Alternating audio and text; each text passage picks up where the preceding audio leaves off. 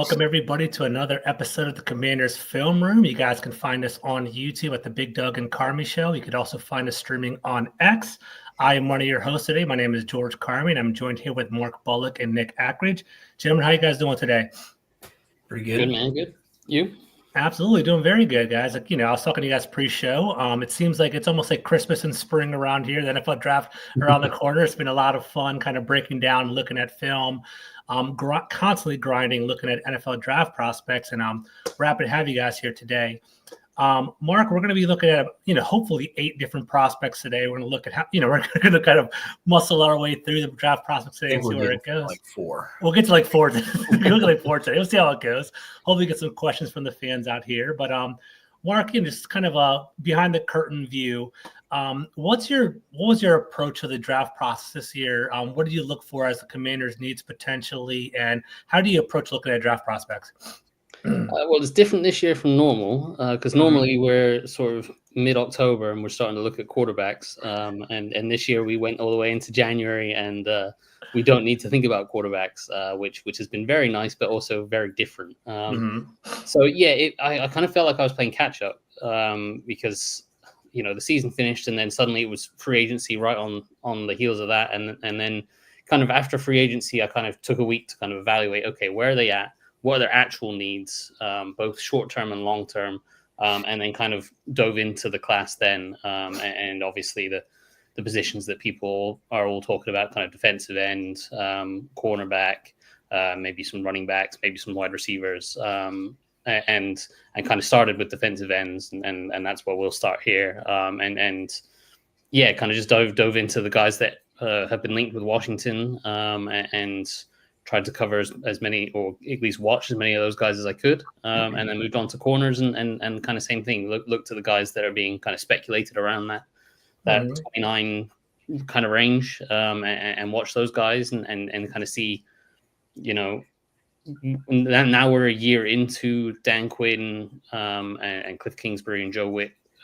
We kind of have a better idea of what they're looking for, and so we can kind of tailor the evaluation to how they fit with this team, rather than last year it was kind of just who's the good player, what do they do well, what do they not do well. Now we can kind of dive into it more specifically of being like, okay, this guy's a good zone corner, but they don't play a ton of zone, or this guy is a really good press corner, but he struggles in certain things, but they want to play press, so that might be a better fit, and that kind of thing. So yeah, that's kind of been my process, yeah, it's been kind of catching up a lot the last month because we started a lot later than we normally do.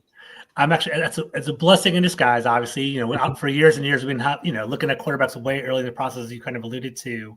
Mark, as we transition to our film, a question for you: what is your expected or your ideal draft approach for the Commanders? Are you looking for best player available at 29? Or are you kind of looking at a marriage of need and position? Where do you think the best bang for your buck is for the Commanders in round 1?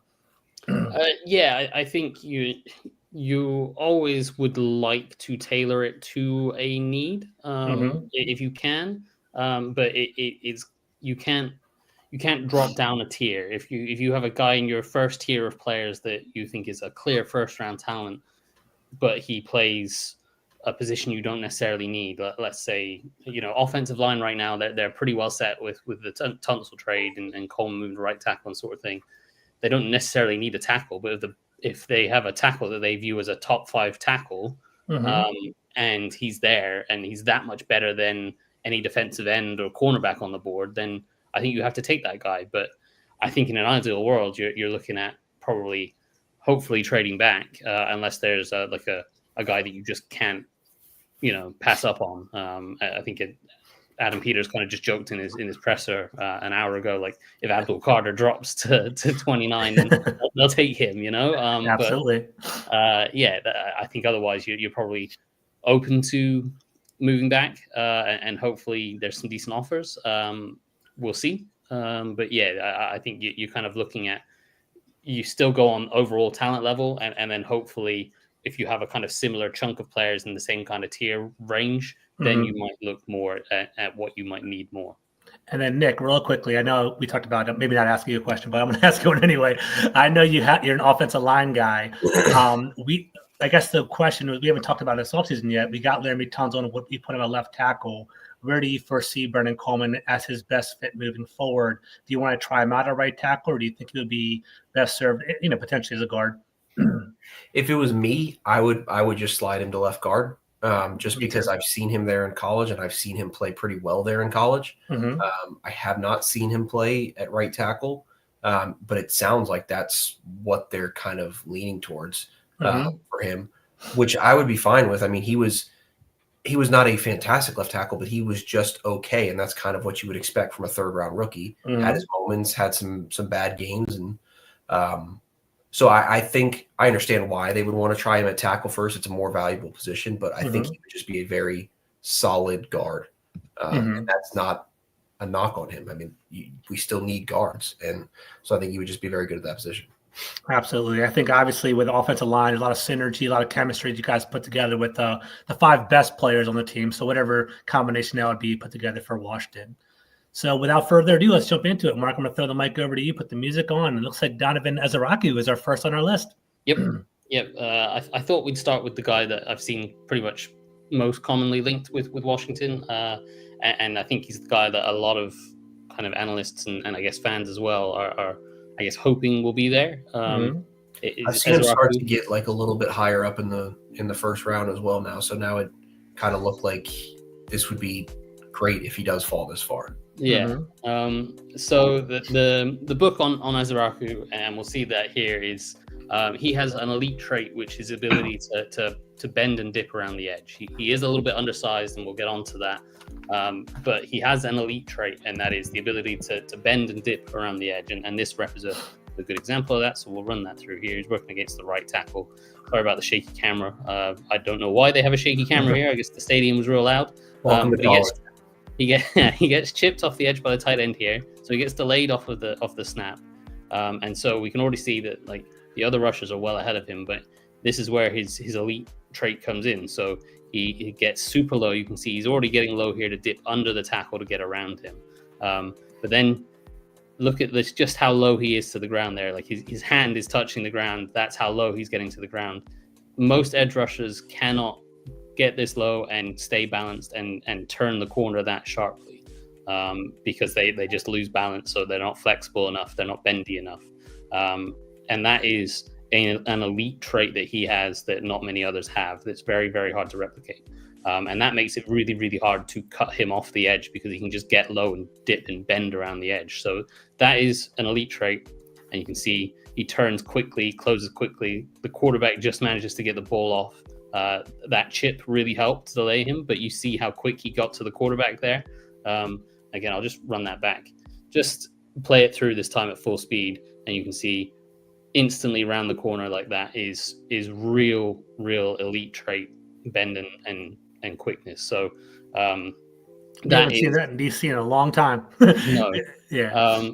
That is an elite trait, and that is why he is someone that he could end up going higher than Washington. That's why if he came to Washington, he would be a real nice prospect, because he has that elite trait. But he has quickness to go with that. So working against the same tackle here, obviously that threat on the outside with that dip and that bend around the edge is going to get a lot of tackles to overset and try to protect the edge against him, and that opens up the lane inside. And he has the quickness to just hop inside, beat a guy inside, and get to the quarterback another pressure. And I'll roll this back again. So that happened quite quickly, but we'll see the tackle takes a quick step outside, and you can see he's trying to get as much width as possible to cut off that speed. You can see he's already extending that outside hand, saying, "Hey, you're not getting outside on me." But you can see that gap that has emerged there between him and the right guard.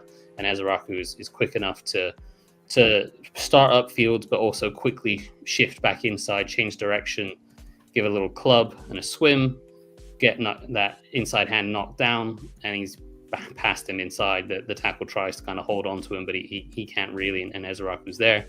And again, the quarterback does well to get rid of the ball, but you can see that the quickness is there.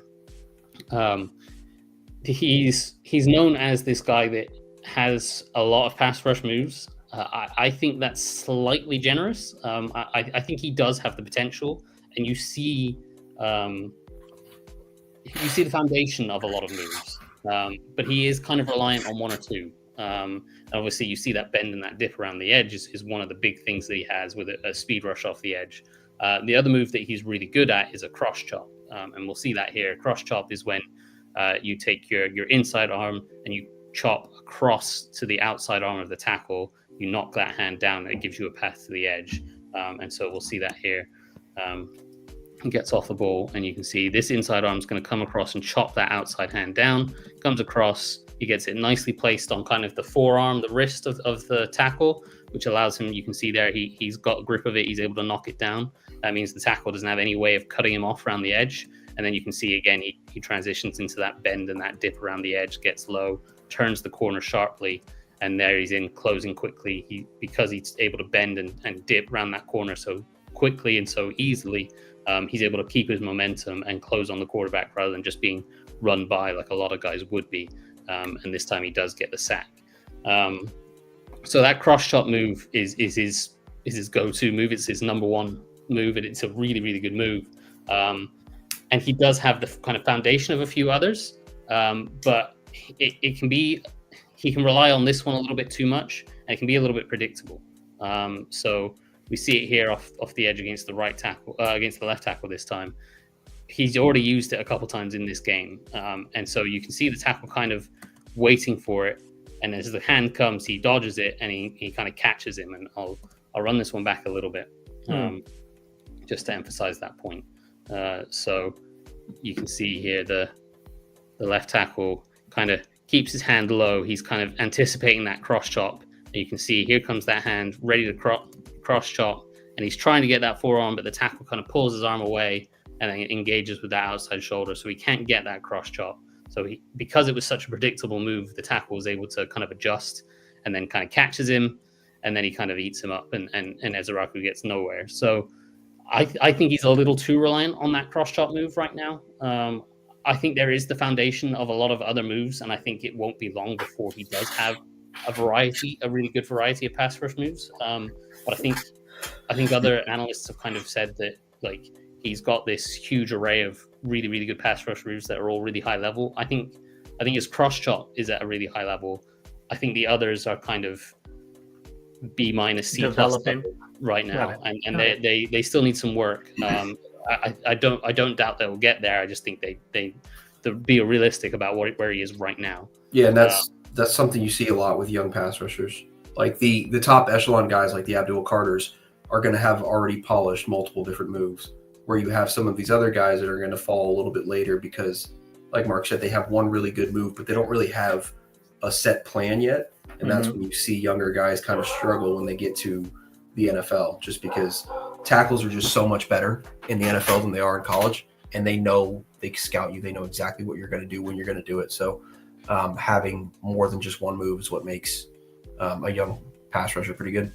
And one thing I want to give you credit for, Mark, I love the objective analysis, right? It's, obviously people want to highlight edge rushers, maybe say Donovan Ezaraku is the best thing since sliced bread, but it's good to kind of look at both perspectives of them, right? There is that elite edge bend. There is that chop block move, as you alluded to. But the criticism that I've heard, I don't know if you've seen it as well on tape, is he's a little bit undersized. And I heard that, he can be kind of pushed a little bit as well. So I am kind of seeing that. But the one strength of his, I do want to highlight, you can kind of see it right here. He just has tremendous arm length as well. And I think he creates some separation from that. Yeah, he's got 34-inch arms, so he is undersized in terms of, I think he's 6'2", 240 something. So small. Yeah, right. Tiny guy. Yeah, I would love to be 6'2", 240. But no, he's undersized for an edge defender in the NFL, but he does have 34-inch arms, and 34-inch arms are long, especially for a guy that size. They're extra long, so he's got a long wingspan, which does help him. And you see with that cross chop move, those long arms help him reach that extra bit further, and that does make up for it a little bit. But you said he is a little bit undersized, and he kind of lacks a little bit power, and you can kind of see that on this one. He does lack a little bit of power when he doesn't have his cross chop and he doesn't have his little inside move or whatever. If a tackle is able to take those things away, you can see it here. He tries to go for a kind of speed to power bull rush, and he actually gets his hands inside on the tackle, but he doesn't really have anything to kind of back it up. He doesn't really have much stump to him, and the tackle does a nice job there, kind of knocking down his long arm. You'll see it here again. I'll run it back. He tackles inside hand, kind of chops down on his inside arm as he's kind of trying to extend and really knock him back. But you can see as he makes that initial contact, the tackle's not really troubled. He's kind of knocked back and, okay, I've got knocked back one step, but I'm nowhere near getting bowled back into the quarterback. And I'm comfortable enough to know that I can drop anchor and I can slash this arm down like he does there. Nice job, clear those arms, and then Ezaraku's off balance because he's having to lean so much into it to generate that power rather than having that natural power, that he then is able to be pulled off balance and blocked pretty easily. So he does lack power, and power is a thing that always plays in the NFL. We hear Dan Quinn and Adam Peters have said that all off season when talking about pass rushers is power always plays, whereas speed is something that everyone falls in love with because it's rare to see from edge rushers is an elite speed and elite bend and dip around the edge like he has. But if you don't have the power on a down-to-down basis, you can struggle sometimes. So so that's the big issue with him is he doesn't have the power and the strength, and you can see certainly in the run game he would probably struggle a little bit with that. I actually think generally speaking he's not bad as a run defender. He's just a little bit undersized, and in the NFL that might work against him a little bit, but the kind of effort and willingness is there. But yeah, that's kind of the book on him, on Ezaraku is he has an elite trait in that bend and dip. He has a nice variation of moves, but one very good one. The rest are kind of still in development, and he kind of relies on one a little bit too much.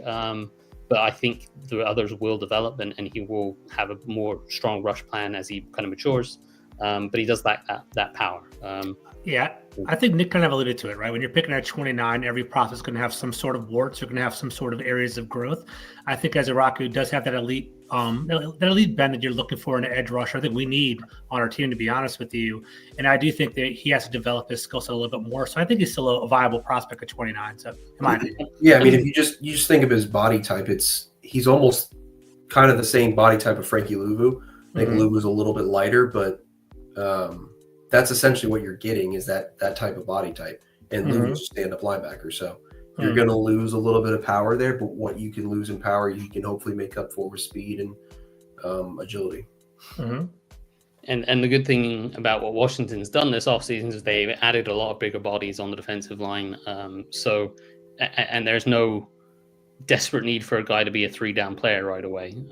So that they could put him in as part of a rotation, use him as kind of a pass rush specialist, and introduce him to the NFL that way. And kind of lean more into what he does well, which is obviously rush the passer, and kind of limit his exposure to the run game. Obviously a first-round player, you like a guy to be playing all 3 downs, but they're not forced into a situation where that guy has to play right away. He can ease into it and be used as in his best areas rather than overexposed into areas where he might struggle. But that's Ezaraku. Then I thought we'd quickly move on to James Pierce Jr. Go Vols. Yeah, your guy. I don't like him that much, but we'll get into one. The thing that he has really going for him is he has a real good burst, real good first step, real good quickness, pretty good bend around the edge. Not quite as Ezaraku's level, but pretty good.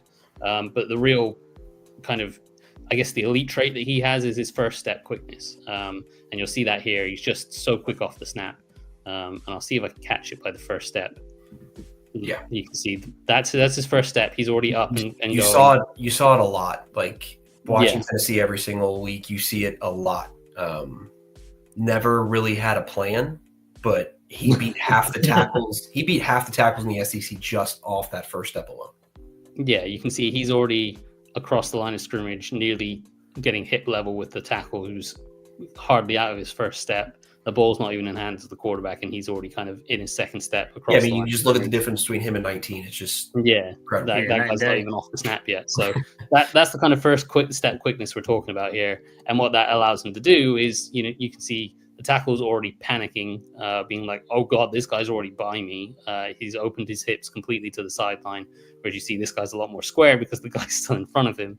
And Pierce is able to just quickly bend around the edge, get to the quarterback and get the sack. So that is a real elite trait, that first step. In the NFL, it won't be quite so effective because you tend to get quicker tackles than you see in college. You tend to see the more elite tackles in the NFL, and they have the athleticism to match that.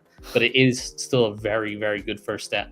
And that quickness is something that shows up a lot on his film, and it's really good. And like we saw with Ezeraku, he has the quickness to dive inside, which we'll see here against Georgia. Can get up the field, get that tackle. You can see he's already opening his hips to the sideline, worried about that speed on the edge. Even though they've got a back here ready to help on the edge, but you can see the gap that opens up inside, and Pierce is able to just kind of hop inside. Very nice little quick sidestep inside. The tackle is now desperately panicking, trying to redirect back inside, but he can't, and Pierce is there, but the quarterback does a nice job getting that ball out as quickly as he can. He drew a holding penalty, so still pretty good play from Pierce. So you see the quickness, you see the burst off the snap. My issue with him is he doesn't play with that often enough. It's almost like he thinks he's this power rusher, and he's got some other rushes, and he's like a pitcher that thinks he has 10 pitches instead of just, I've got a 100-mile-an-hour fastball, I'm just going to throw that 90% of the time and people aren't going to hit it, right?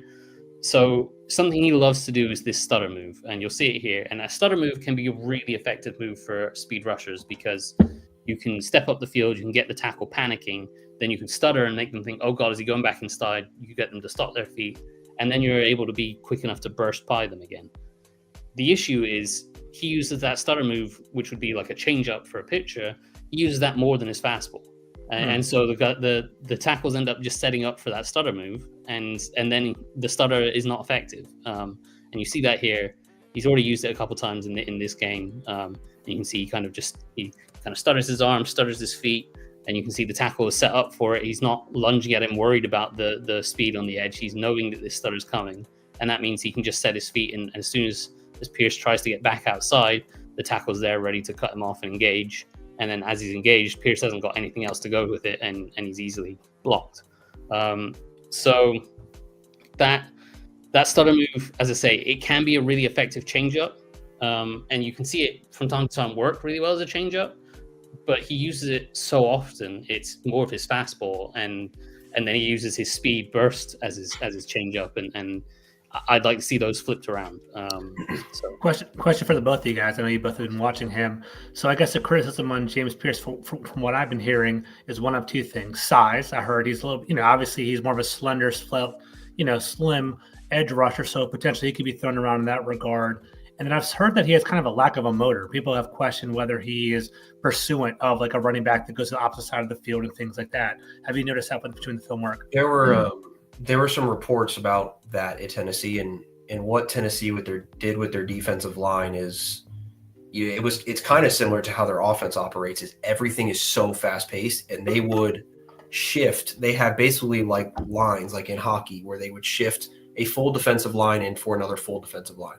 So he's not really playing as much as of a 3-down rusher as you would typically see in college, which could be a reason why he doesn't really have much of a pass rush plan, because he's not in there as often. Motor-wise, it makes you question it a little bit more, because if you're not in there every single play, you should be getting after it a lot faster. But yeah, there were definitely some concerns. I mean, last year before the season started, he was looked at as a top 5 pick. Like, he was up there with Abdul Carter, and now he had a bit of a down year, but still his down year was still really impressive. Just everything Tennessee does, they just make it harder to scout their own prospects, which is a little bit frustrating, but it's kind of working. I definitely noticed some plays where he was kind of, I don't want to say taking plays off. I never want to put that criticism on a guy unless it's like it's tough obvious to say that when they're getting mauled every single play. So exactly, I think if I was in there, I would be taking every play off. So yes, but so I don't want to put that criticism on him. But there are plays where certainly you could question if the motor is the kind of thing that the Commanders love in a guy like Frankie Louvu that plays every play 100 miles an hour. I don't think you see the same thing in James Pierce. And again, you're playing in the SEC where, like Tennessee, these teams are going lightning quick. Like, you don't see that as much in the NFL. You have more time in between downs. In college, you are just going fast as lightning every single play. So even when he is only in for 2 plays at a time and then gets rotated out, those 2 plays, it's like just back to back. Like, it's almost a continuous play. So college is kind of tricky when it comes to that sort of stuff because it is a lot faster, and there's also kind of more ground for you to cover at times. So it's always kind of tough. Yeah. So the other note I had on him, I kind of mentioned he kind of plays like he's a power rusher, and he doesn't have power. He can convert speed to power sometimes, but again, it's kind of like the baseball analogy I mentioned. He used it as his fastball when his fastball was actually 100 mile an hour. He doesn't use it at all. So let me show you here. He's got a power. He uses he's kind of stutter and tries to convert to power, and he just doesn't have the power. If he just burst up the field like we saw in the first rep, he'd probably beat a tackle more often than not. But you see here, he kind of gets off the snap. You can see that little Euro step stutter inside. Am I going inside? Am I going outside? Trying to get this tackle to stop his feet. But this tackle has kind of, again, seen that quite a few times already. He doesn't stop his feet. He's ready. And so Pierce has to try to convert to power. And he gets his hands inside on the chest of the tackle, but he's really high up. So he doesn't have the leverage to stay low and explode into the guy and knock him back. And you can see the tackle just kind of drops anchor and is like, yeah, I'll just casually block you, keep you engaged. You've not got enough power to get by me. And to me, it shouldn't be his game plan. He plays like he's a power rusher when he's a speed rusher. Yeah, he's also 6'5", so like it's tough for him to get low. Yeah. So that for me, he should stick to what he does best. And he doesn't.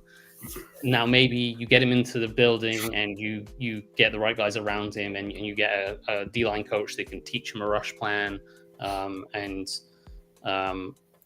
tap into that speed rush a little bit more and work the counters off of that. Then there's certainly talent. There's tons of talent there. So I'm not saying he's 100% going to be a bust, but you kind of hear the concerns about the work ethic and the character and does he love football kind of thing. And then you combine that with a guy that doesn't necessarily have the greatest rush plan and doesn't fully understand his own strengths almost. And you wonder whether the raw talent is ever going to be tapped into. So yeah, I mean, there's a reason he was projected as a top 5 pick before, and now you're looking at him as possibly 29. Like, that doesn't happen for no reason. Yeah. So, Nick, as someone that watches him week to week, would you be happy with him in Washington? I would. Okay. Yeah, I think, again, I haven't been able to watch the film, but one thing that's really nice with edge rushers is I think when it comes to our grades and our stats that we have, they are the best. They're the best position to translate from college to pro. So if you're winning your pass rush win rate, if you're winning in college, that typically translates to winning in the pros. If you're not winning in college, you're not winning in the pros. So that's typically how this is, and that's what our grade is how often you win. And so for 2 years in a row now, he's had some elite numbers when it comes to win. He's top tier win percentage, top tier pass rush grade.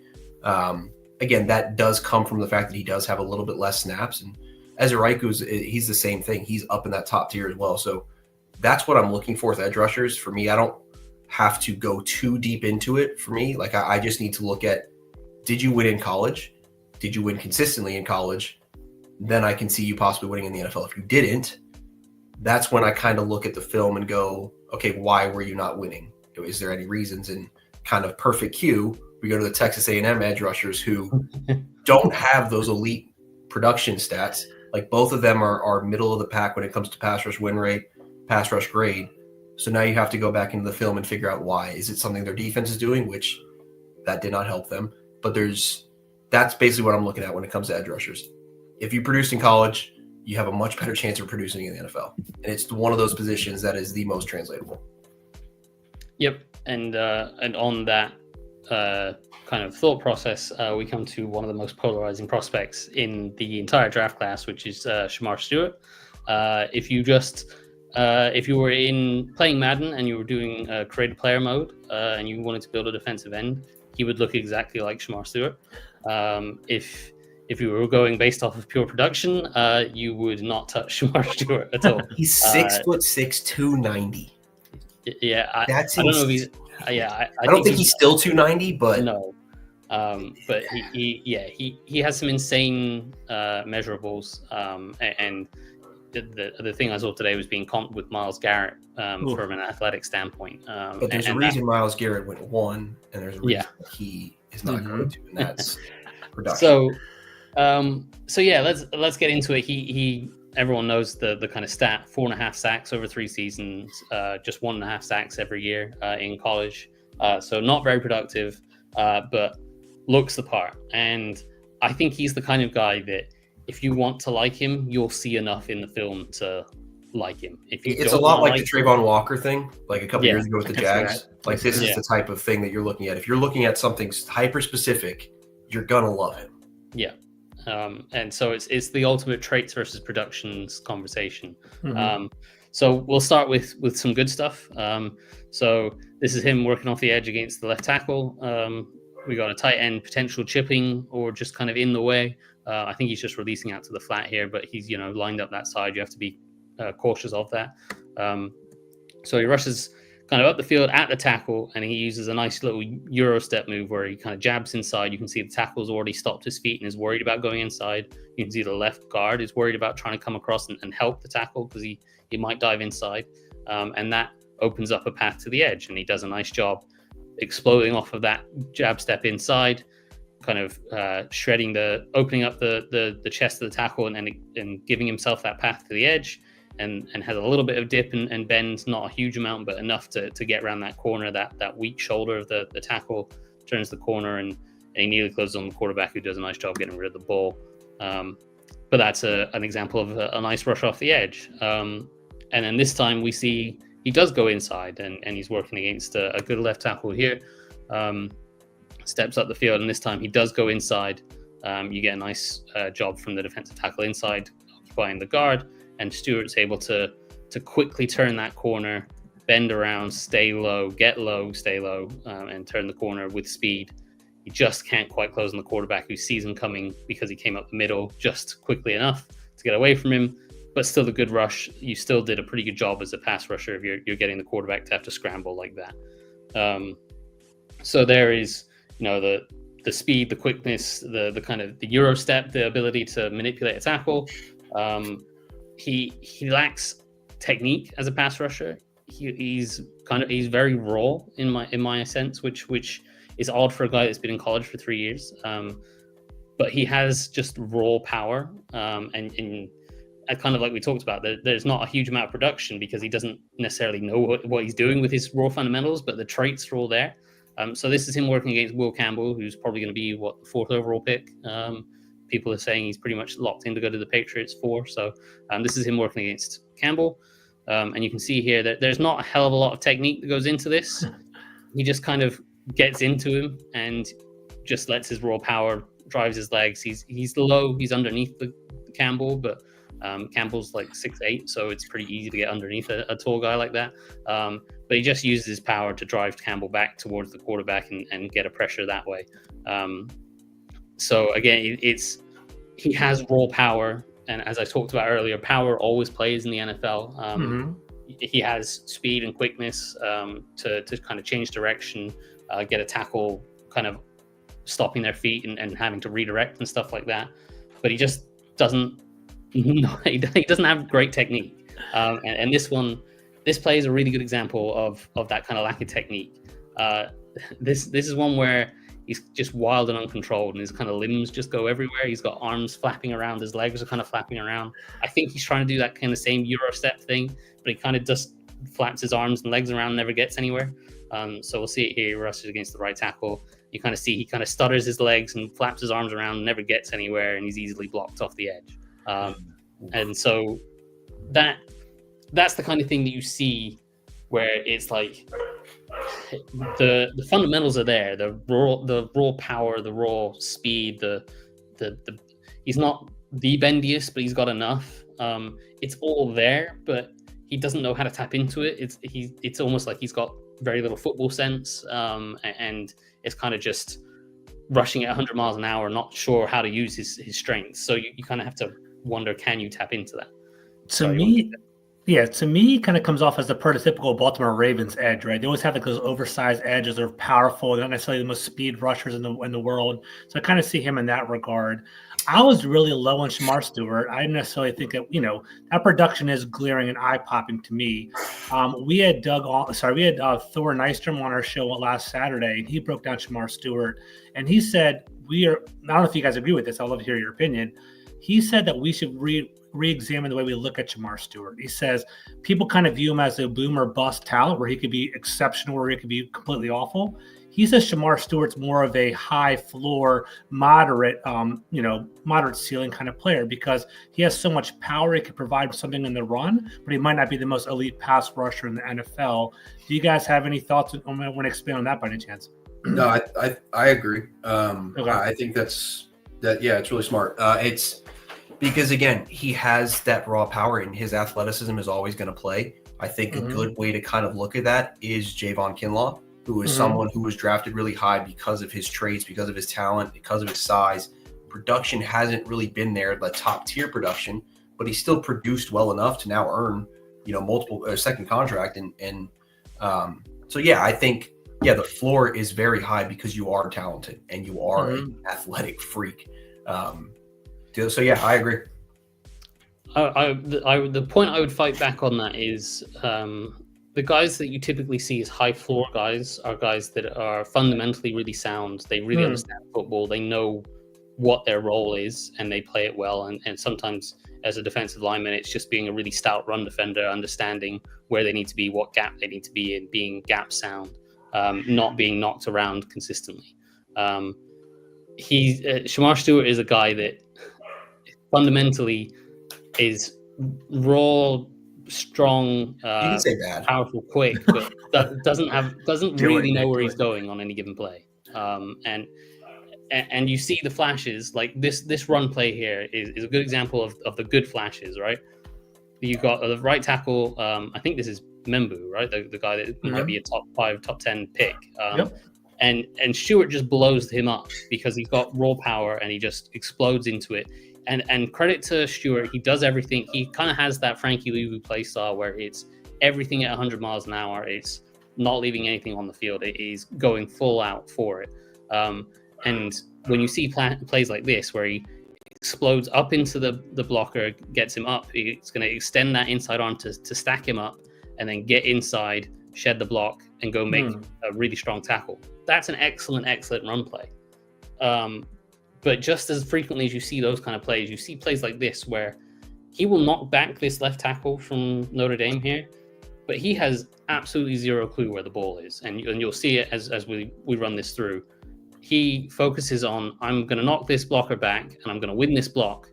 The running back's already made his cut behind him. Because it was a good initial play by Stewart, he's clogged up that run lane. The running back has had to bounce around him. So that's a good initial play, right?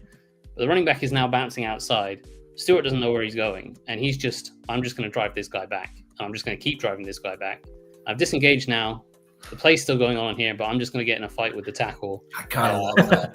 I don't know what's going on over here. The running back's now trying to cut back inside of the rest of his defenders, and Stewart is still talking to this tackle like, yeah, I knocked you back 10 yards. What are you going to do about it? That's so funny. The play's still going on over here, right? Like there's zero awareness. And this running back nearly breaks through these tackles and nearly gets to the open field. And Stewart's just stood here talking to the tackle watching this, right? So, yeah, it's funny until that guy breaks through. And he would get buried on social media for that. Touchdown, right? Then this is a Albert Hainsworth meme moment, yes, right? 100%. So, and again, I say this guy nearly breaks this tackle. He's breaking through this tackle. This is still going on 5 seconds afterwards. He's still just talking shit to this guy, right? So outrageous. But I mean, that kind of brings back the point of the high floor, though, because even how stupid of a play that is, he still pushed the lineman back 5 yards and made him cut. For sure. You would expect at that point that your other 9 guys would be able to tackle him. Sure, but you'd like to see the awareness to be like, okay, the play's not 100%. actually over. 100%. And that's the thing that worries me. He can go 100 miles an hour in any given direction. He just doesn't know which direction to use that. And if you get a coaching staff, and perhaps Washington feel that way with Daryl Tapper as defensive line coach and Ryan Kerrigan with pass rushers, you can get those coaches, you feel comfortable in their ability to tap into that and be like, hey, just go this way and do this. And you feel like he's coachable and he can take that, then great. You've got this real high ceiling. I think he's a real high ceiling guy because he has all the traits that you want. But I do kind of view him more as a boom or bust kind of guy, because I think the awareness and I don't want to say the football IQ is low, but the way he makes plays like this makes me think that there's not a hell of a lot going on there, where he's thinking, okay, I need to trace back and go make this play. It's kind of, my job on this play was to knock this tackle back, and I've done it, and I don't care about anything else that's happening. Straight brute. So, Mark, let's pivot. I think we hit on the edges pretty heavy, I think, for about 40 minutes. Just one quick sentence, if you don't mind. How would you rank them 1, 2, and 3, Eziraku, Pierce, and Stewart, in your opinion, for Washington? Eziraku, for me, is the more fundamentally sound guy. I really like the bend and the dip. That's an elite trait. I'd go Stewart over Pierce. I think there's upside there with Stewart, and I feel like Pierce he just frustrates me watching him because there is obviously talent there, but you hear the concerns about the football character and whether he loves the game, and that doesn't scream that screams the opposite of what they're looking for in Commanders. So I can see that. So yeah. Yeah, I would be kind of shocked if Pierce was the pick just because of that. Like, they're very heavy on certain core characteristics of who you are as a person. And this is not to say that these reports are even correct. Like, they could be completely wrong, but usually they will typically steer clear of these types of guys. But I would agree. I would put Eziraku up there the highest, and then pick between the two. And I would just always lean production over traits when it comes to this specific position. But yeah, I would prefer Eziraku. I don't even know if I'm saying that name right. Eziraku. Yeah. I have him first. Got it. On to CBs. Let's do it. Yeah. So I'll see if we can get through some corners quicker than we did on D ends. So first up, Azareye'h Thomas. I think I'm saying his name right. I'm guessing it's Azareye'h, but we'll go with Thomas for now. And he is a big, long, physical press corner. And if you are looking for a press man corner, he is your kind of prototype. And he's the thing about him is he's very good in press. If you want to do other things, you might have issues with him. But we know the Commanders would like to play more man coverage, or certainly last year that was what they wanted to try to get into, and they struggled with it. This would be someone that can do that.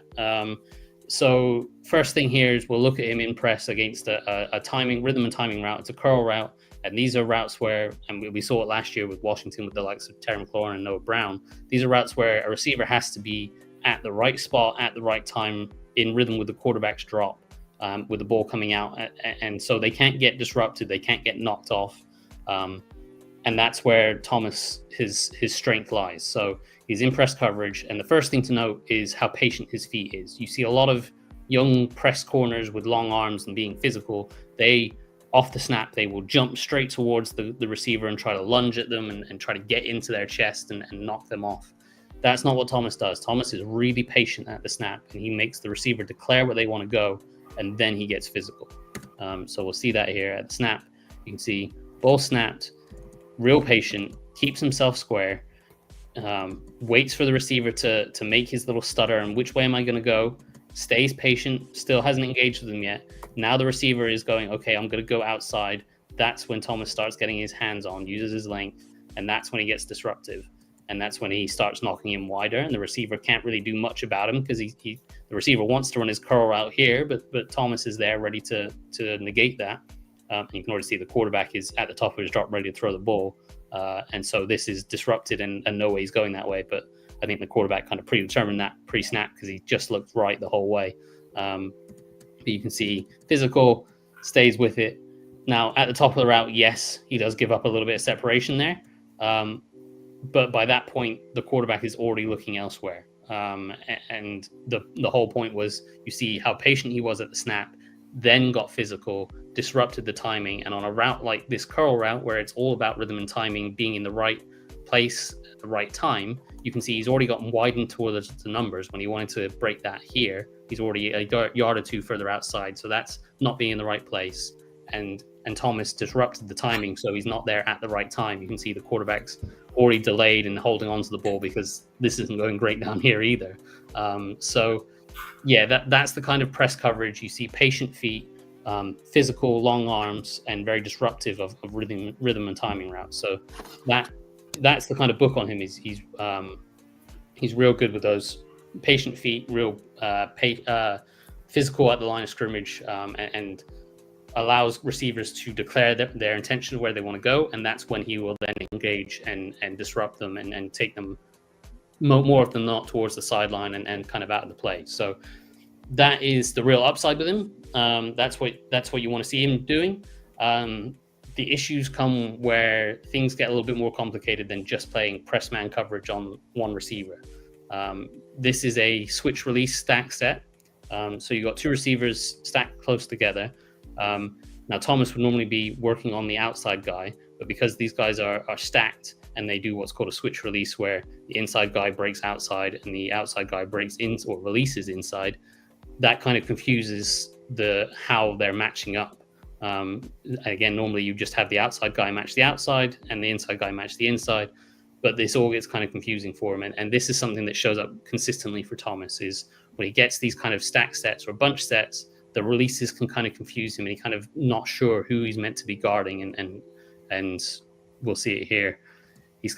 He opens it up and he's kind of looking through both receivers, wondering, okay, who's releasing where, who's doing what. And then this guy releases outside and he instantly is like, okay, I need to turn outside and get outside to cover him outside. And then he gets completely turned around as the receiver works back inside. And then he's completely turned around and the receiver is wide open. And that shows up pretty consistently. You see it in stack sets, you see it in bunch sets. Anytime that there's more than one receiver opposite him, and again, if you're playing like zone coverages and stuff like that, where he's playing off, he struggles to kind of digest what's happening at the snap. He's someone that I think you have to keep it really simple. You have to be very obvious of, I want you guarding you this one receiver in this one spot, regardless of where he goes, you just stick close to him. And he can do that really well. If you ask him to do much more than that, he struggles. I don't want to say he struggles mentally, but that's kind of where what the film kind of shows, is that he kind of struggles a little bit identifying the releases and understanding who he's meant to match and stick with those guys. And Mark said that's consistent, right? You've been seeing that through a while. Okay, if that's consistent, that's a red flag, to be honest with you, right? Because I feel like the NFL definitely, they study film and they grind film consistently, right? If you see a cornerback that can be confused by bunches and sets and things of that nature, they're going to pick on that. So it might be a concern moving forward. Yeah, absolutely. So I think in terms of, you just want a guy to play press coverage one-on-one against a receiver, I think he's very, very good at that.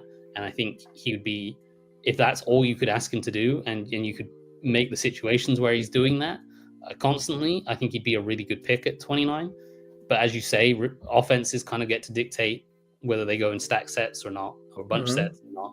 And then suddenly you're struggling with, can I get him to mentally catch up with how I'm matching stuff?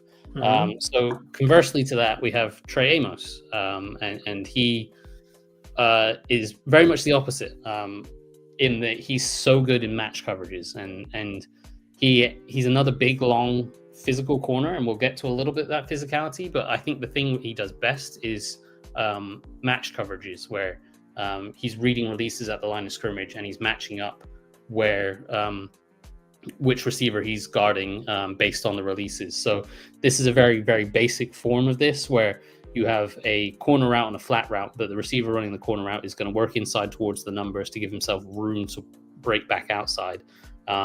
Whereas the tight end's going to work to the flat immediately. So Amos is initially guarding the outside receiver, but once that receiver works inside, he's going to pass him off inside to the safety, and he's going to peel off and match this tight end in the flat.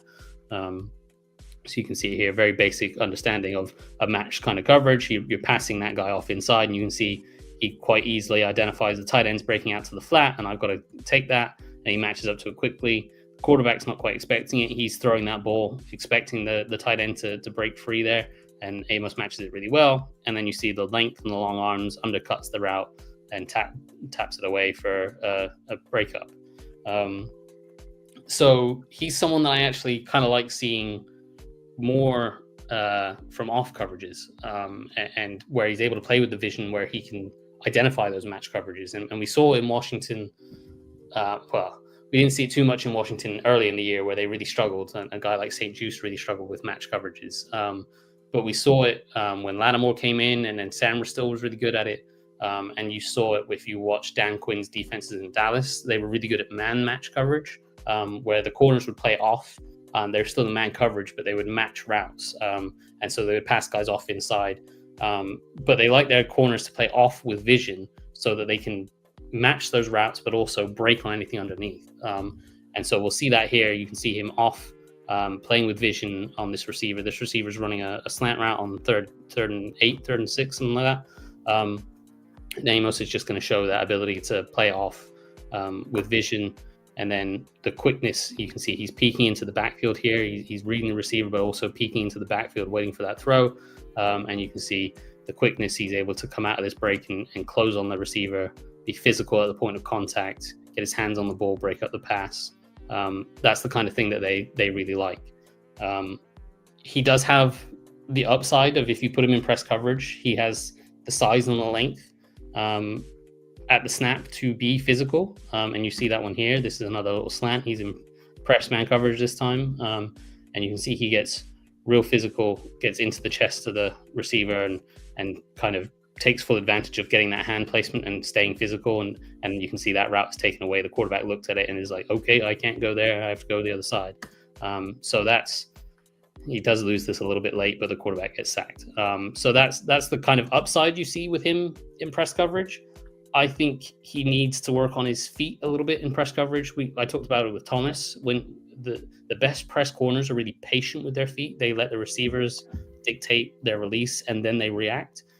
Amos is a guy that at the snap, he's real kind of jumpy and wants to open his feet and run. And you can see that here. He kind of at the snap, he's already backing off when at that hard count, and he's ready to back off. And that means his feet are moving at the snap. And now he's already opened himself up. He's not up in the guy's face. He's not forcing the receiver to commit to what way he wants to go. And he's turning and running. Now, once he gets turning and going, he still does a pretty good job. He closes that path out down the sideline. He kind of forces the receiver more towards the sideline and closes that throwing window. So he doesn't do a bad job overall on this rep. And he takes away that vertical shot. But you just like to see him be a little bit more patient at the line of scrimmage, instead of having those kind of happy feet and wanting to move. So yeah, for me, that kind of showed Amos. He's a guy that I think he can play a lot of different coverages. He's real versatile. You can put him in press, and I think if you teach him the kind of more fundamentals of the footwork, being patient, and that's something that Joe Witt has done a really good job in his career, teaching corners how to do that. And Marshawn Lattimore is someone that has been an expert at that over his career as well. So that'd be a good guy for him to learn from. I think that would be a way you could use him. I think he would also really work with a lot of the different schemes they want to use. If they want to use match coverages, he'd be good at that. If they wanted to play off, I think he excels playing off and playing with vision. And that's kind of something they like as well. So if they wanted to switch up and play a bunch of zone coverage, I think he'd be really good in zone as well. So I think he would give them a lot of options. I think he's a really well-rounded corner. I don't know if he's got this super high ceiling where he's ever going to develop into, a Marshawn Lattimore number 1 type corner. But I think he can be a real rock solid number 2 corner, and give you a lot of versatility. So And one thing to touch, right? We kind of hinted at it earlier in our conversation. At number 29, it's kind of hard to hit a home run pick. Ideally, you want to get someone that's a perennial Pro Bowler, Hall of Famer, right? But I think at the same notion, it's realistic to hit a double. Get someone that's a starter that can start for 5-6 years on your team. Walking away with Trey Amos, what I liked about it was that see ball, get ball attitude, kind of playing off a little bit. I feel like that would work in our system here. And at 6'1", 195, all of his tape has been on the boundary, right? I think it'd be ideal to get another boundary corner, move Mikey Henderson to the slot. And I think that would add some versatility to our defensive packages. So Amos is very appealing to me. Yep. I liked him quite a lot. And I think he'd make a lot of sense at 29.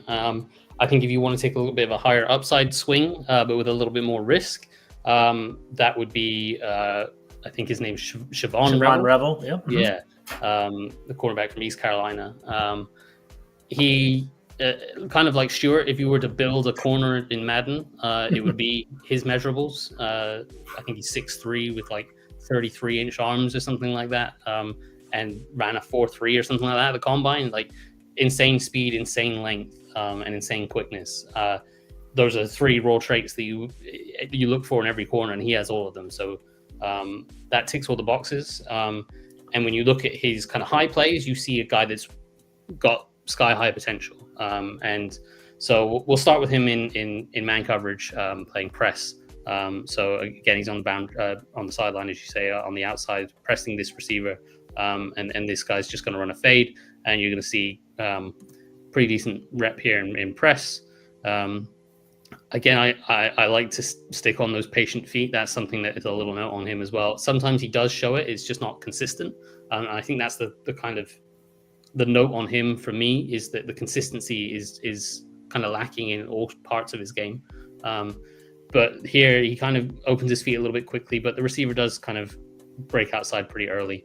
But what you see here is he stays on top of the route. He has the speed and the quickness to open up and get on top of the route. And you can see he's a good 1.5 yards, 2 yards on top of the route. And that means he's able to position himself to force that receiver to the sideline. That once that receiver declares he's going outside, he wants to stay as close to the numbers as possible, to give the quarterback a throwing window to the sideline. But because Revel's positioning is on top, he's able to take away that inside and force that receiver to the sideline. And you can see that here. Once he engages with him, he's already kind of 1 yard or 2 away from the sideline. He's able to force him in a little bit more.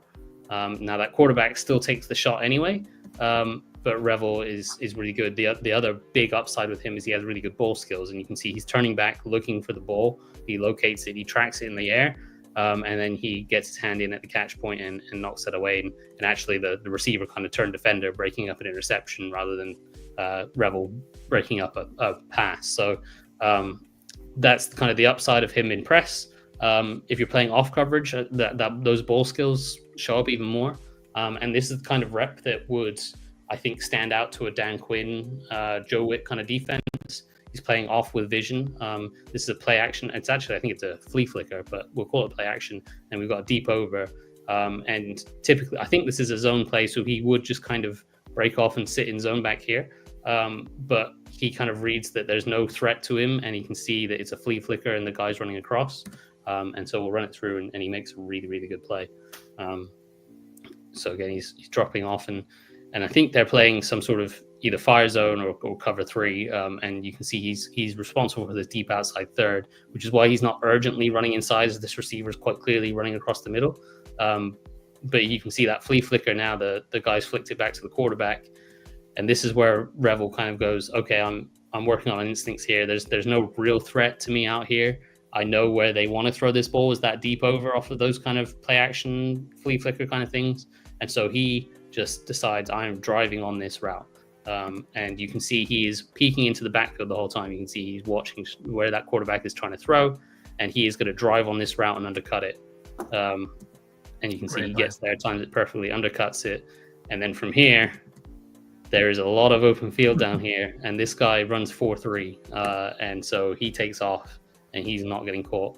Quarterback does his best. He gets a nice block out in front, and he goes and turns it into a pick 6. So upside is all there. He's a really, really, when he gets it right, very good in press. When he's off, he's got great vision and instincts and ball skills to make good plays.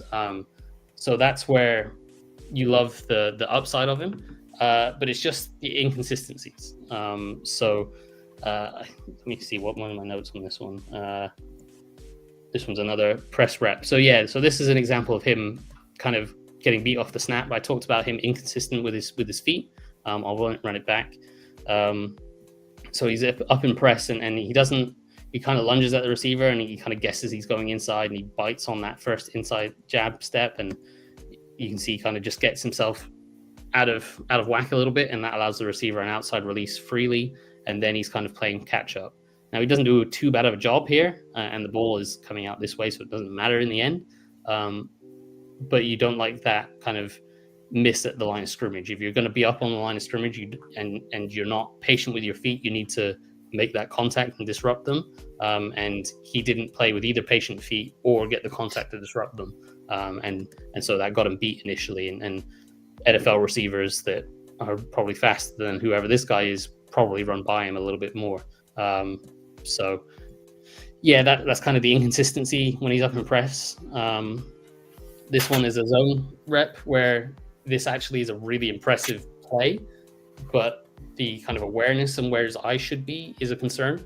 So this is another, I think it's cover 3, where he's meant to be the deep outside third, and you got 2 tight ends to this side, you got 2 receivers to the other side. So he has no real threat underneath him. And you see this tight end on the outside releases inside. So the only real receiving option to his side of the field is this tight end that runs up the seam and runs a corner route. So when you're playing cover 3, your eyes should be looking for threats to your deep outside third, and that should be obvious that it's this tight end. But what you'll see is that when he drops back into coverage, he stays really shallow. He's not looking at all at this tight end. He's watching entirely the quarterback, and he's just focused purely on the quarterback. And you see on the other side of the screen, the other corner that's playing the deep outside third is a good 5 yards deeper than him, because he understands, okay, there might be threats to my zone. I need to get deeper and stay over the top. Whereas Rebel's just focusing on the quarterback, and it's like, okay, you're going to throw my way or not. So that's kind of a little bit of poor zone awareness. Now from here, he turns this into a fantastic play where you talk about the ball skills and the athletic ability. But it shouldn't get to this point, right? As I say, he should be deeper than this tight end. The quarterback should never have any opportunity to throw this ball.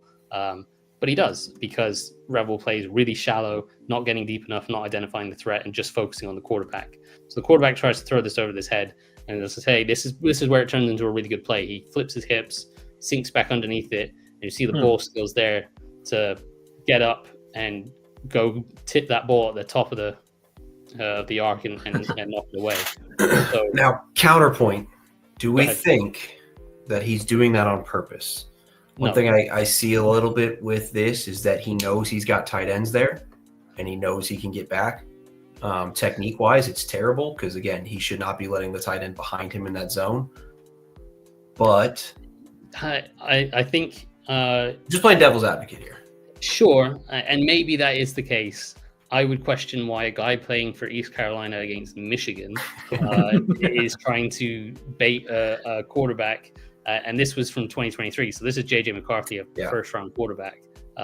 Why East Carolina corner trying to bait a Michigan quarterback in this kind of situation, especially, just outside the red zone in a shot that could end up in a touchdown if he gets it wrong, right?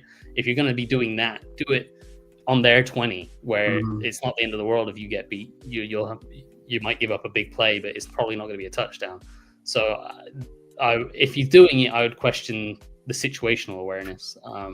So as I say, it could be that he's trying to bait, but this doesn't give me baiting vibe. This gives me, I am just focusing purely on the quarterback, and I'm not being aware to the routes around me. I'm with you, Nick. Just for the record, I agree with Mark, but I also see where Nick was coming from. Is he baiting him on purpose, kind of going that route with it? But the fundamental principle is, as a safety, deeper than the deepest man, right? So we kind of let him run right behind him. And yeah, I mean, it's tough. Like, if he's in the correct position, this ball's never thrown this way. Yeah. If he's in, and I would always prefer to have that over a guy that's going to try to bait that throw and make the play on the ball. But that's just where I could see his mindset being.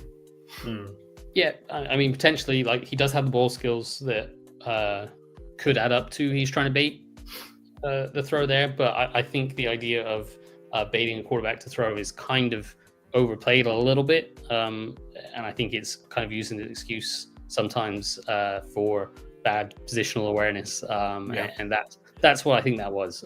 Maybe I'm wrong. I hope I'm wrong, and I would love if he goes into a meeting and the first play they put up is that one, and he says, "Oh yeah, I knew they like to run this combination, and I knew I could get back to that tight end."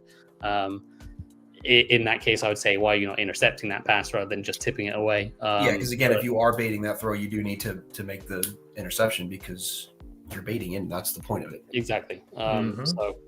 But yeah, we've already gone over an hour, and that's all the corners I had. You got through 6. I did think you were going to only just get through 4. So, Mark, do you want to aim for 110 and try to squeeze a couple more in, or do you want to be done with that?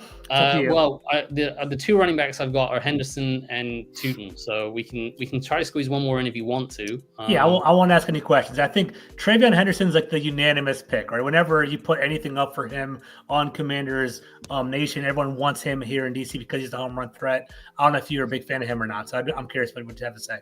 Yeah, you want to do Henderson? Let's do it. I am a big fan of Henderson. He's the first guy that I watched this year that I thought, if you talk about a guy that's getting that commander tag in that draft room, it's TreVeyon Henderson. And the thing you love as a runner is he's a really explosive runner. He's a home run hitter, and we'll see that here. You got a counter run here with a guard pulling, kicking out the edge, the tight end pulling and wrapping around for the linebacker. It's the same side counter. It's the kind of thing Washington runs quite a lot out of the gun, where you're breaking a tendency. Normally the back runs this way, but he's running to the same side. But the unique thing about what Henderson does here is he hits this backside. So this run's obviously meant to be run up the middle or work behind the pullers. But as he gets this way, you can see they've kind of knocked over this defensive lineman here, and I think this is the right guard. Left tackle is picking up this linebacker, and this kind of hole emerges, and he has the vision and awareness to be like, okay, there's a hole there. Yeah, the safety's coming up to fit, but I can probably outrun that safety. And so he cuts it to the backside of the run. Now, the thing that coaches will say, if you're going to cut to the backside when I have designed a play to be run to the front side or outside, you better be right. But boy, is he right here. And he turns on the jets, makes a safety miss, makes a corner miss, and turns it into a touchdown. Receiver out of the backfield. I should have left before we did all this stuff against Tennessee. Remembering that disgusting bowl game. Yeah. So this is a glimpse of him as a receiver out of the backfield as well. Did a little short motion or exit motion, and he's running a wheel route. You've got him on a linebacker. That linebacker actually wants to pass off and get the corner on him, but the corner stays there, and the linebacker gets caught on the pick, and he's down the sideline. Bad throw. He does a nice job adjusting to an underthrown ball. And actually, with the safety position, that's not necessarily the worst throw in the world. It's protecting him from that. But you see the ability to track that ball and adjust and slow down and come back to the ball and make the catch. Then the creativity with him, I'm trying to go through this quickly. The idea I like in Washington specifically is the creativity. And we saw a lot throughout the year. We broke down a lot on this show throughout the year of 2 running back sets, the 21 pony personnel.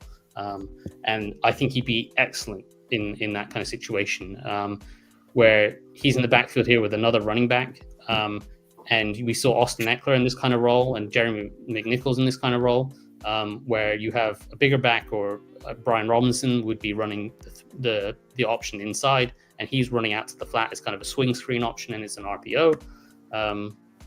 And it's all about kind of getting him out in space, and the quarterback decides to pull the ball and dump the ball off to him in space, and suddenly you've got all this space room to work with, and he's able to turn the ball upfield, cut inside quite sharply in front of that defender, and pick up a first down on what was a swing screen to the flat. So that's the kind of, I like him in that kind of situation for Washington. I think he really fits that profile of the kind of role that Austin Eckler played last year. I think he'd be a real perfect fit for that. I think he'd walk in day one and be their best pass protector. And people people see like a highlight of a running back in college doing a nice pass protection rep and being like, yeah, he's a great pass protector. But actually more often than not, it's, just one good rep. His pass protection. They all suck in college. Like running backs, tight ends, they all suck in college when it comes to pass pro. and Henderson is the unique unicorn in that regard. He thrives in pass protection. He's not just a willing blocker, he's really good at identifying stuff, and you can see this here. This is a cross dog stunt where both linebackers are blitzing, and he identifies that this linebacker is going to be blitzing here into his gap, and he picks it up, and he doesn't just pick it up, he kind of, you can see that they run this little stunt, and it kind of gets picked up inside, and he finds the linebacker that's meant to be his, and then he shows really, really good technique. So he doesn't just go full out at the guy and try to be an impact blocker, and you can see that can be effective sometimes, but sometimes it ends up whiffing. He stayed patient. I just want to highlight this a little bit more. I know I'm running out of time, but I just wanted to highlight the way he gets to this is you can see he gets to his spot, he stays patient, gets his hands inside, and he waits for this defender to come at him, and that's when he explodes up into the guy, and you can see he knocks him over. Really, really strong pass protection rep, and that shows up consistently, like every snap. And it's not just in pass protection. The thing I really love about him is he's so selfless. Whatever the play he's asked to do, he'll go and do. So here is a quarterback run scheme, and he will just go and block this. I think this is the corner on the outside. He'll just go and block him and go lead the way. So he turns into a lead blocker, and we saw this a few times last year with the Commandos. Again, Jaden Daniels being the quarterback and Eckler being the guy out in front. But this is Henderson doing it better than Eckler would, and he just goes and knocks the guy over. I put in the end zone angle just because it's a fun block, and he goes and knocks him over, leads the way for the touchdown. So, yeah, that was Henderson. I love his attitude, his play style screams Commander. The selflessness with which he plays with, the willingness and the ability to be a really good pass protector, blocking on other plays like the quarterback runs, jet sweeps, and stuff like that. He'll go and make plays regardless of if he's getting the ball or not. But when he does get the ball, he's electric, both as a receiver and a runner. So he's just a really well-rounded threat. And yeah, there's the debate of, do you want to take a running back at 29? But if he might not fall to 61. But if they do any kind of trade back, or if he's there at 61, I think they would be sprinting to the podium to turn in the card if he's there at 61. All right, let's bring it on home on this, Mark. So obviously you've kind of conducted a lot of film work. You're the Washington GM. All 5 or all 6 or whatever prospects we went through, 7 prospects are on the clock we went over today. Who are you picking at 29?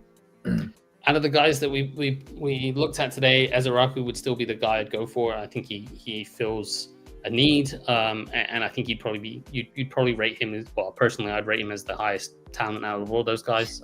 That elite trait, that bends, that dip around the edge is real good, and I think there's enough to work with off of that he could develop into a really good pass rusher, and that's probably the thing they need the most. The next guy I'd have would probably be Trey Amos, because I think he offers the most solid kind of pick that you get there. You know, as I say, he's not necessarily going to be the high upside ever going to develop into that top corner, but he'd be a really good number 2 corner, and he gives you the scheme flexibility that if you're looking at a team where, you know, maybe they struggle in man coverage next year, maybe Marshawn Lattimore doesn't come back to being the player he could be, and maybe Samra still is a little bit iffy inside as a man corner. If you want to shift to more zone, Amos is going to be just fine doing that as well. So yeah, those would be the 2 that at the 7 we've looked at that I think would be highest on the list at 29. Got it. And we'll close the show out with this, Nick. Is there a preference or positions you want for Washington at 29? No, I don't think so. I think every time I kind of talked about this, I think my dream scenario is trade down. Obviously, you can't just trade down because you want to trade down. Someone's got to come up. So I think if it plays out well, best case scenario is you have Shedeur Sanders and you have Jackson Dart kind of still sitting there at the back end of round 1. And one of those teams like the Browns or the Giants or someone like that wants to come back up after initially passing on them. That's where then you can kind of fall into the range of getting a Shamar Stewart, a Trey Amos, a Siobhan Revel, those type of guys, and then it's a home run pick. If they stay at 29, I love Ezeraku. I think that's perfect. I don't think he's getting to 29. I just think he's that good. Even Henderson, even running back, I'm not too upset with, because which is weird coming from the PFF guy, but we're just so big on that not being the first piece of a rebuild. Like if you're picking 5, like Genti is an incredible player, but it's a lot like the Saquon Barkley thing with the Giants a couple years ago. Saquon is incredible, and we saw how incredible he is, but like you're still not winning games because you have a Saquon Barkley and you got nothing else. So they have other things now, and so I would not mind having that pop at running back. So I really don't have a preference when it comes to position. I think there's not a single position outside of quarterback that couldn't use some sort of an upgrade. I don't think so. Maybe linebacker as well, but I would be open to everything. I agree. So I think I also agree with you. I think trading back would probably be my most ideal choice. I do like Gazzaracco at 29, but I'd love to get another second round pick, another third round pick, because I feel like that's where the second round is going to be plush of wide receivers and running back. And I think the Washington Commanders need to add that to the team to kind of fill out the roster more. So yeah. Also, it's not fun doing mock drafts when you just got a first and like then you have to wait for so long. So absolutely. Nice to have those extra picks. I agree 100%. All right, gentlemen, thank you for sticking with us for an hour and 15 minutes. Thank you for all the viewers that came on, 830 people that were live today. I greatly appreciate that. If you have any questions, follow Mark and Nick on Twitter or social media and give them a follow as well.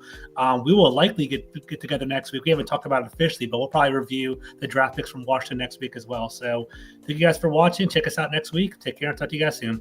Peace.